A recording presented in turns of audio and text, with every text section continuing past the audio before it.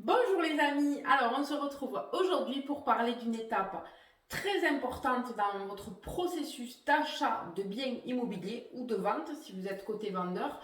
Et c'est vous qui avez choisi le thème, on va parler donc de l'état des lieux avant la signature définitive de l'acte.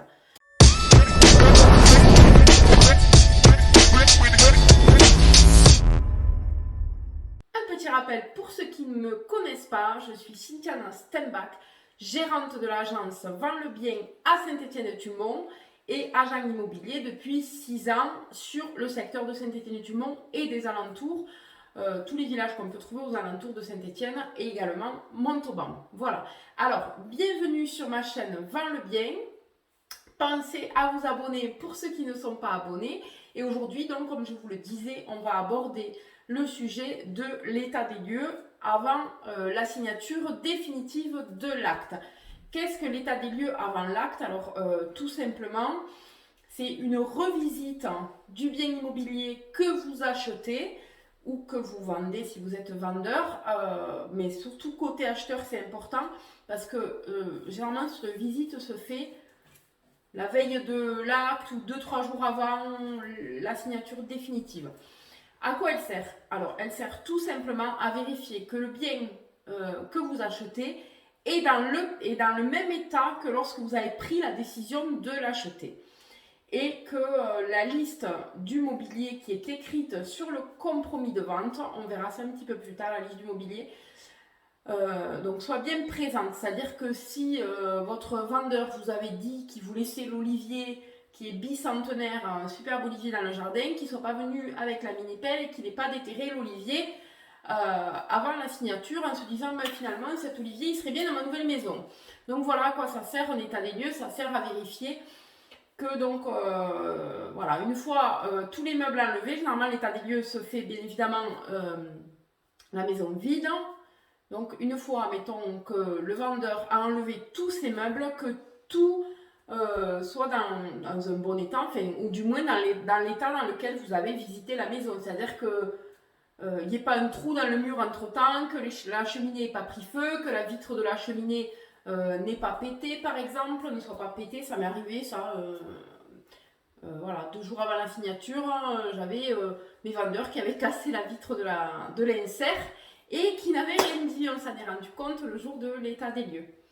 Voilà, enfin, c'est les déménageurs, je ne sais plus, mais voilà, il peut arriver des choses entre le compromis ou le moment où vous avez visité et l'acte. Donc on est là, l'état des lieux sert bien évidemment à vérifier que tout soit dans l'état que vous avez visualisé auparavant lors de vos précédentes visites. Et que le mobilier, par exemple, j'ai parlé d'un olivier, mais ça peut être une plaque de cuisson, ça peut être le four de la cuisine, par exemple. Votre vendeur vous dit oh, ça je vous le laisse, on le note sur la liste du mobilier, puis finalement il se dit dans la maison qu'il achète, il n'y a plus de four, il se dit ben, finalement je vais récupérer mon four et puis je vais, voilà. Donc non, ça c'est pas possible.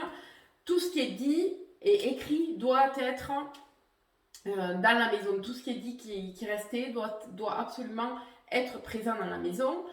Donc, qu'est-ce qu'il vous faut vérifier donc lors de cet état des lieux en tant qu'acheteur d'un bien immobilier? Ben, comme je vous ai dit, que la liste du mobilier soit bien présente, que tout ce que le vendeur vous avait dit qu'il laissait soit bien présent, que le bien soit complètement débarrassé de ses encombrants et vidé, c'est-à-dire qu'on ne retrouve pas une déchetterie dans le jardin qui ne vous ait pas laissé ses poubelles, ses vieux meubles qui comptaient amener à la déchetterie, des vieux pneus qui pourraient traîner par exemple. Alors ça c'est une spéciale dédicace pour la vente que j'ai faite ce week-end, que j'ai signée vendredi, où il restait des pneus dans le jardin. Voilà, il faut que le bien soit complètement débarrassé de tous ces encombrants. On ne laisse pas des vieux seaux d'huile, d'huile de moteur qu'on aurait oublié au fond du jardin. Donc on pense à bien vider, côté vendeur, on pense à bien vider tout de sa maison, sauf le mobilier qu'on a promis à l'acquéreur.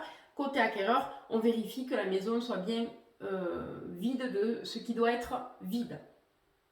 C'est pas très français, bon, on le laissera pour la vidéo, c'est pas grave. Côté acquéreur, qu'est-ce qu'on vérifie? On vérifie l'état de fonctionnement de tout l'électroménager. On allume le four, la plaque de cuisson, on vérifie si elle fonctionne. La hotte, c'est pareil, ça prend 2 secondes, on vérifie si elle fonctionne. On vérifie l'état de fonctionnement du système de chauffage donc, et des radiateurs, s'il y a des radiateurs électriques. On vérifie l'état de fonctionnement, donc système de chauffage englobe également la clim réversible, on vérifie si elle chauffe et si elle fait le froid. On vérifie, puisque ça m'est arrivé encore la semaine dernière, les fermetures des baies vitrées. Voilà, est-ce que les baies vitrées ferment bien avec le petit loquet? Est-ce qu'il n'y a pas de souci? On vérifie les volets électriques. S'il n'y a pas de, si le vendeur n'a pas encore coupé le courant, normalement non. On vérifie la pompe de la piscine, s'il y a une pompe de piscine. Enfin, tout ce qui peut tomber en panne et qui doit être en état de fonctionnement au moment où vous n'êtes pas encore propriétaire. Si ça tombe en panne le lendemain où vous avez signé votre acte, c'est la faute à pas de chance. Voilà, vous ne pourrez rien contre votre vendeur. C'est pour ça qu'il faut vérifier avant la signature de l'acte. C'est vraiment très très important. Et la moindre chose qui ne fonctionne pas, on le note sur l'état des lieux où on s'arrange avec son vendeur pour trouver une solution avant la signature de l'acte.